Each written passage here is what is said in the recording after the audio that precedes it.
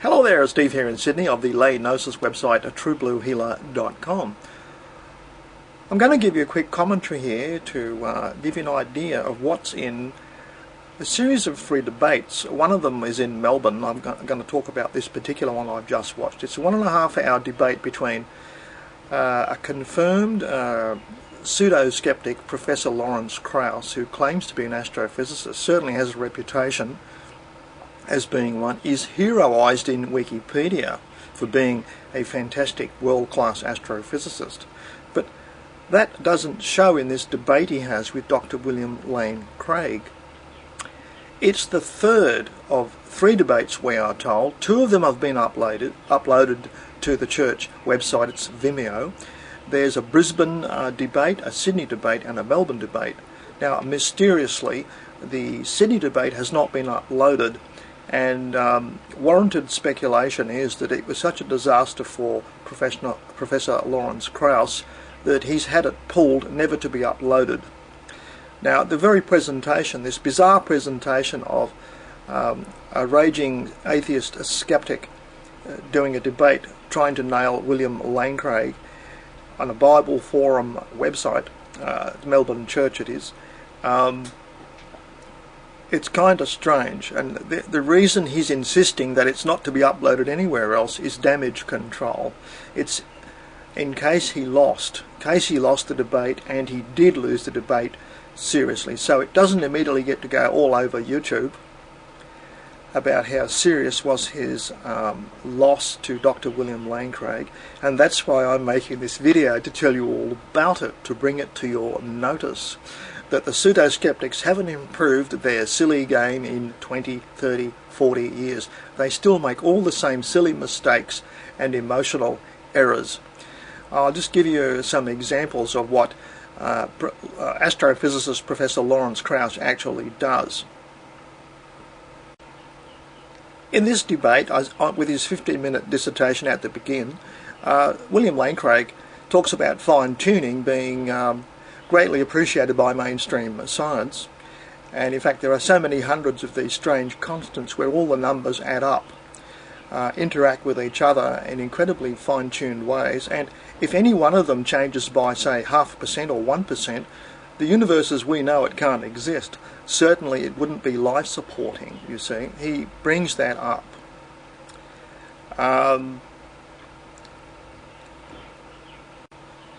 Against this, this is amazing, the much vaunted astrophysicist, Professor Krausse, says that one of the constants going to 123 places, which is so fine-tuned it can't vary by 1%, just doesn't go far enough. He adopts a tone and attitude of something like a frenetic Bart Simpson, and he says such fine-tuning just doesn't go far enough, and the proof of that is that people still get backaches sitting in computer chairs. So there. So much for the fine-tuning. Ha ha ha. Now that kind of shallowness we expect from skeptics is just sneering infantile mockery and dodging the question by coming up with a childish spat response. And we get this allegedly from a grown man claiming to be an astrophysicist. Heroised in Wikipedia he is for saying things like that. That somebody getting a backache in a chair refutes the fine-tuning of the universe, which is accepted by mainstream science, wondered about, and actually non-pluses mainstream science, because it's really God staring them in the face.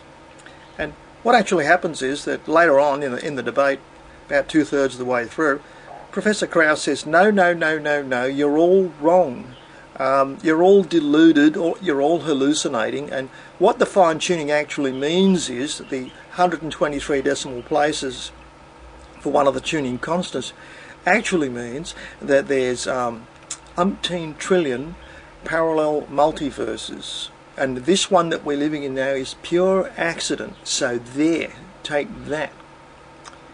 That's basically what the astrophysics professor says. Can you believe it? It's so Bart Simpsonish, you roll up laughing. He's about the best they can offer, alongside Neil deGrasse Tyson. Both of these guys worship the Big Bang Theory, which has been utterly debunked by numerous rebel scientists who just won't go along with it, but it's still flogged on mainstream science on Discovery Channel, you see. It's all based on the redshift, which is a complete misunderstanding of heavenly bodies moving in space at all. They're not moving just because they have a redshift. It's generated by plasma. And in fact, I've got a link for you below this video showing you what actually causes the redshift. It will surprise you very much. The reason I've always stayed out of these debates between theists and atheists, because they always talk about two silly things which are false, namely evolution and the Big Bang Theory. And the Big Bang has been falsified so many different ways it's not funny. There's a link below this video to that effect. And what it means is that astrophysicist Professor Krausse is just a fairy tale teller. And what they do to keep the Big Bang Theory going, because it's been shot down so many times, is they just keep inventing new magical concepts that never occur here on Earth. So nobody can dispute them, you see. So they behave like a kind of self-appointed priesthood. And they keep inventing things like dark matter, dark energy, black holes, parallel universes, umpteen trillions of multiverses, just to avoid saying the word God. They insist that God's not possible, it's absolutely preposterous, but umpteen trillion universes is a better explanation. And then they quote Occam's razor at you, that the simplest explanation is the best one. Well, skeptics. And they preach to us about inconsistency. Ha ha ha. Krausse frenetically shouts at Craig to shout him down, to stop him getting words out of his mouth. And in one case he reveals, in support of his hysterical theory, that fine-tuning has the opposite meaning to what common sense says. He basically says, I've got a theory on an email from some eminent people, and he quotes it on a screen, a slide, and then and he starts expounding this theory, supporting the idea that fine-tuning means the opposite to what we all think. And then Dr. Lane Craig simply says, but you've cut the email in half. And down the bottom of the email, there's a refutation of what you just told us. I'm paraphrasing them all, summarising this for you, but that's basically. And Krausse is demolished. He comes out with hysterical but. I did all this to save you from all the technical stuff, which is just balderdash. He cut the first half of a theory out and pasted it into his own mouth to appear like he knew what he was talking about, because he's referring to authorities, noted researchers. Because at the bottom of the email, another noted researcher says, both of those theories crash and burn because of obvious reasons X, Y, Z, which Dr. Lane Craig knew about. Surprise, surprise, surprise. So Professor Krausse so far has scored 0-0-0 in the debate. In his 15-minute dissertation, Krausse says he's talked to a whole lot of Christians and religious people, and he takes on the concept of virgin birth, and he said he's asked a whole lot of people, and he said they privately, this is what he says, they privately say they don't really believe in it, you see. Because virgin birth seems an impossibility, and that's why it's so appealing as a miracle, I would suppose. And that sounds fine. The audience goes along with that. They're all Christians in the audience, I suspect. And what happens then is, a few minutes later, Krausse is talking about in vitro fertilization, which is a triumph of modern science, you see. And you sort of think to yourself, gee, that sounds like virgin birth duplicated by science to me. And if God was doing anything a few thousand years ago, it would have been easy to do virgin birth that way.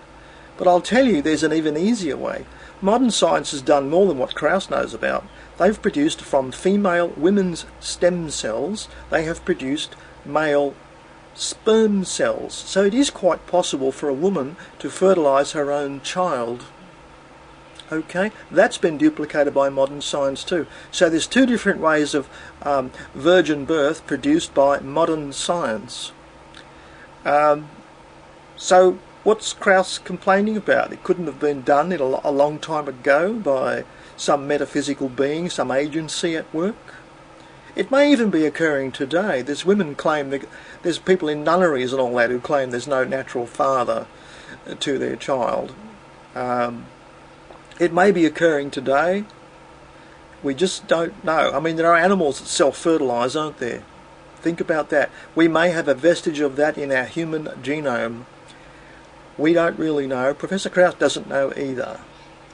So the objection to the virgin birth is really clobbered by modern science, of all things.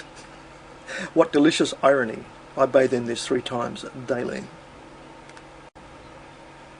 In his opening 15-minute dissertation, Krausse objects to Christians using their own intellectual processes to read things critically. He talks about inconsistencies in the Bible, which Christians seem to skip over. Well, that's actually called, wait for it, we call that critical thinking, where you say, well, I won't believe that passage, but I like the next passage, and I'll forgive this chapter for having some questionable things in it, because it has some wisdom, and I'm going with it because I'm a critical thinker, and this is my life journey, sorting through all the information that comes my way, and I can give information weightings, and I can delete and reject information if I feel like it. And that's what people do on their journey through life with all information, not just holy books. Apparently this critical thinking, Professor Krausse doesn't like Christians doing this. He's saying that the Bible trips them up and discredits them all, but really it doesn't. It's an intellectual learning course for anyone who decides to wade through it. It's a lengthy project and stimulates massive growth, personal growth in the mind and intellect of the reader, which didn't happen for Professor Krausse, apparently. Alas. Professor Krausse describes his own religious convictions here when he says that Darwinism since the 19th century has replaced God, made him utterly obsolete, you see. That is a most amazing claim, since he's one of the P.Z. Myers Dawkins group that flogs neo-Darwinism, which is basically single mutations, given enough time, can produce all the diversity of life on Earth. News for you, Professor Krausse. Neo-Darwinism has been loudly discredited utterly by mathematicians and geneticists. The life of the universe is not long enough to do it one mutation at a time. It's on the Oxford University website. I'll provide you a link to that.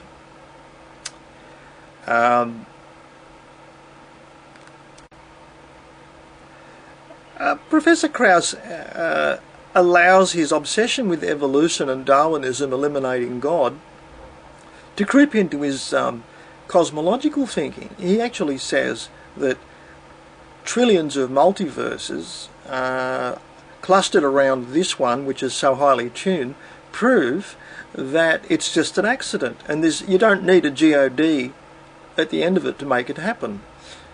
Yet the chances of all that fine-tuning happening by accident is just preposterous, outrageous, beyond human comprehension.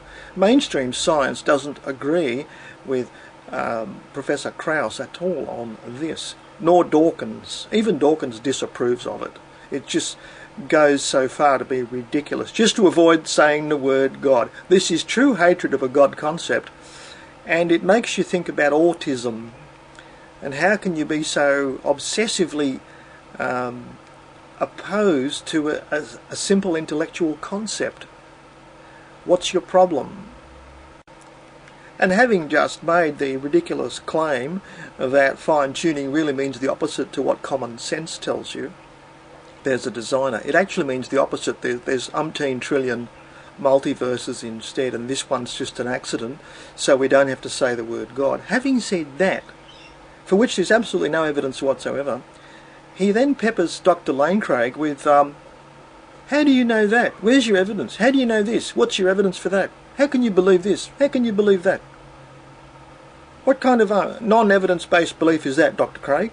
That's in the video. It will truly amaze you. After that dissertation on "You're all confused and I know better," it is truly amazing to hear such hypocrisy. He seems to be unaware of it, like so many pseudo-skeptics are, unaware of how they appear in terms of their position, how self-defeating they are in their emotional outbursts. In his opening dissertation, Dr. Krausse comes up with the thing about bereaved people claim to hear voices of deceased people. Our grandfather finally died, and a few weeks after the death of the grandfather, you know he's definitely dead, yet you hear his voice in the middle of the night. When you wake in the morning, he's talking to you in your head. It'll happen for a few weeks and then it fades away, you see. Dr. Krausse says that's simply an hallucination. You're hearing what you want to hear, what you need to hear. Your own mind is being chemically kind to you and telling you what you need to hear.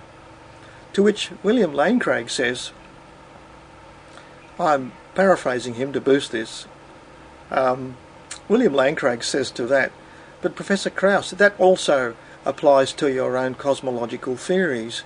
They're just things you want to be true, begging to be true, waiting to be true. So the idea that everyone else is hallucinating applies to your good self also. Now, that's another example of skeptics not having the empathy to realise that a position they put forward is self-defeating and destroys their own position. Foot shooting is a very common thing in pseudo-skeptics. We find this. So they're not able to connect their own thoughts together like a narrative like average normal people do. Here's a 15-minute opening dissertation. He's railing against Christianity and its teachings. He talks about the resurrection of Jesus, you see. And he talks about there's absolutely no scientific evidence of resurrection whatsoever, so why should anyone believe it? I mean, you know, he reckons he's talked to Christians who have doubts about it. It just seems so preposterous. At first sight, you might agree with that. It does seem preposterous. Except, evidence of afterlife is actually very great. There's TV channels about it. Specifically a television show called Psychic Detectives. And there's a narrative of all the stories where something like 60 cases of murder have been solved by gifted psychic mediums contacting the murdered person, who describes their murderer by name and description details.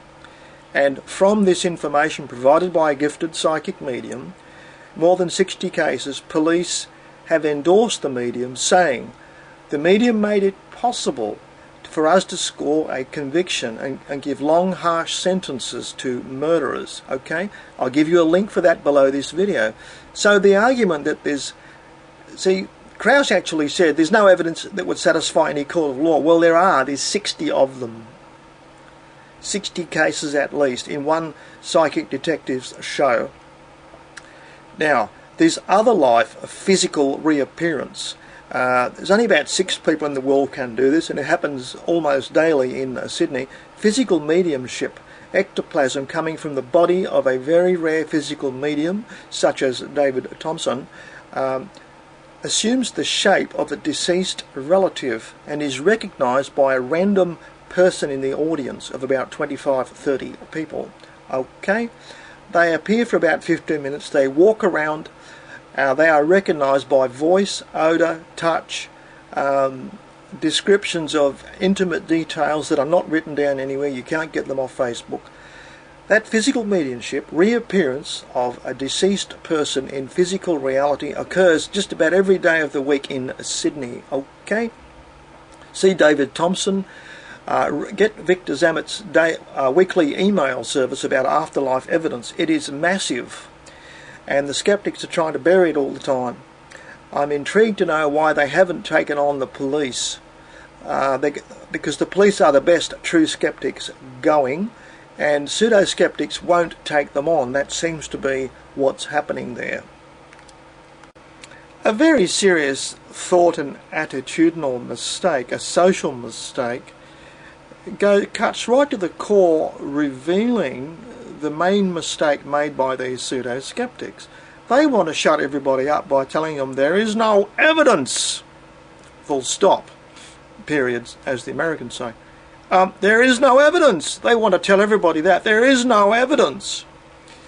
But that's an incredibly naive thing that you only get from the mind of a child living in the body of an adult, which is what all the pseudo-skeptics do seem to be, including much vaunted astrophysicist Professor Lawrence Krausse. Because what you should be adding at the end of it, to be polite, knowing how much scientific literature there is on the planet, thousands of tons of it, and you can't read it all, you never can, nobody can, is when you say there is no evidence, you've got to add, in my humble opinion, IMHO, because there's always somebody sitting somewhere with the evidence to put in your face. Now, even if that happens, skeptics pretend not to see it. They pretend evidence blindness, okay? So that is very narcissistic and very infantile, and the arrogance is remarkable when they say there is no evidence, because you can question them. Well, how many tons of science literature did you read? How many tons weight? There's 150 years. There's libraries of evidence of afterlife, for example. And you can have one consistent line. You can say it's all fraud, fraud, fraud, fraud, fraud. But then that shows your mindset. It shows your inability to read evidence, and thus, actually, in fact, skeptics are disqualified automatically from reading evidence because they are willfully evidence blind, as far as I can tell, and as far as many skeptic observers can tell. They've been studied very carefully. I've made 200 videos about skeptics and spoken to thousands of them, all identikit copies of Lawrence Krausse. They all say the same things. There is no evidence. There is no evidence of this. There's no evidence of that. And you just say, well, how many tons of scientific literature did you comb through before you made that statement? To which you normally get silence. Okay? So Professor Lawrence Krausse is doing the same thing there. There is no evidence of resurrection. But in fact, there's lots of evidence, and it's going on, and you can witness it. You can be part of it. People do physically return from the dead in physical mediumship seances, 25, 30, 40 people per day in about 3 or 4 places in the world. It's happening: Britain, Switzerland, south of France, Sydney. Okay? So you just can't say there is no evidence. There's verifiable evidence, verified by strangers, sitters in the room, okay, who recognise who is forming out of ectoplasm. Remarkable and astonishing and almost sickening sometimes. It looks so strange, yet I've been there, and it soon grows to be part of you. And no magician has ever duplicated this on stage. Okay? No one's been able to make, no magician ever has been able to get someone up on stage and make a deceased relative appear in front of them, and they say, oh, that's my granddad. No one's ever been able to do it. Okay, and have the audience see it too. So it hasn't been falsified by magicians. Okay, and a thing quite noteworthy was Professor Krausse kept making gay analogies, gay metaphors, gay syllogisms, gay accusations against Dr. William Lane Craig. Now, an astrophysicist with an entire universe to talk about talks about gay issues. Isn't that astonishing? Don't you think that it's an amazing choice of subject in the middle of a scientific debate about fine-tuning of the universe? And it's truly amazing, isn't it? And it turns out to be, he doesn't really care so much about the universe. He cares about bashing Christianity, head-kicking Christians, especially this leading Christian, Dr. William Lane Craig. Now, there's absolutely nothing wrong with being gay. I'll register that with you right now. Nothing wrong with being gay. But psychopathically head-kicking people online and in these videos, these debates, that is psychopathic behaviour, okay? That's not okay. Now, it looks to me like the motivation of a whole lot of pseudo-skeptics is that they are gay, they are angry, and that's okay by me. I'm not condemning them for being gay at all. But they want to get back into Christianity, they want to get clauses removed from the Old Testament, and I will say, well, it's not a problem, just don't read the Old Testament, ignore it, pretend it's not there. But obviously they're not true atheists, because they still want back into the religion somehow.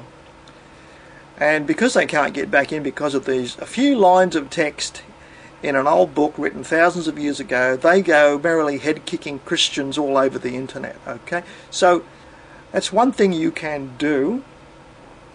Another thing you can do is get your own religion of atheism, and that's been identified by numerous observers, that atheism and atheism plus is an alternative religion to Christianity. And that's okay, you can do that too. And now we are seeing, amazingly, the Atheist Plus movement, the skeptic movement, has been infiltrated by a few feminists, and the strange mix of feminism and gayness seems to be causing the whole movement to implode. They're tearing each other apart. We've got PZ Myers accusing Michael Shermer of rape or something, and he's another gay himself as far as I can tell. Certainly he's a gay rights supporter, a very energetic one is Michael Shermer. So is PZ, so is Lawrence as far as I can tell. So gay issues seem to be the underlying motivation of much of the pseudo-skeptic movement. Not all of it, not all of it. But I'm glad it's in America and not here. America, you're welcome to this product of your Bible Belt. We just laugh at it from over here in Sydney. Okay. Can I just say one more thing about Professor Krausse? He's almost trying to persuade William Lane Craig to let him back into Christianity. And I'll tell you what Professor Krausse actually says. Having made to illustrate a syllogism, he went on about, you can say that all mammals are gay, all mammals are homosexual, and therefore that leads to a false conclusion at the next step, you see. But then he seriously said, not a figure of speech, he said, it's a well-known fact that 10% of all sheep are homosexual. Therefore it's natural and okay.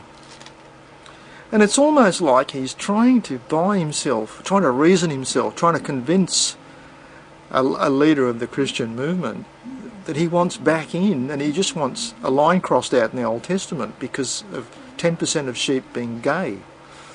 Now, what do you think William Lane Craig's response to this was? Well, it was an embarrassed giggle, and he said sort of words to the effect, do you really want me to answer that? You can't be serious. You don't want an answer to that question, that 10% of sheep are gay, therefore it's natural. Seriously? The question wasn't answered. The question wasn't answered. But doesn't that really show what this astrophysicist is really talking about? Nothing to do with the universe or science. It's a need to belong in a religious organisation. I don't know. And this powerful need to belong to a religious organisation, to function in it some way, to be a member of it, is actually endorsed by Richard Dawkins, who says in a BBC Horizon documentary, he absolutely agrees that there has never been an atheist society in the history of mankind. And from that, Richard Dawkins teaches us, and I must agree with it, that obviously religious practices, religious tendencies, are genetically installed in us by the strange agency of evolution. So it must add to our survivability somehow, most likely. So So we can't blame the poor skeptic for wanting to belong to a religious organisation. It's part of his brain structure. So I think we can throw all the astrophysics out and all the fine-tuning arguments and just look at the suffering of these people. It is great, don't you think?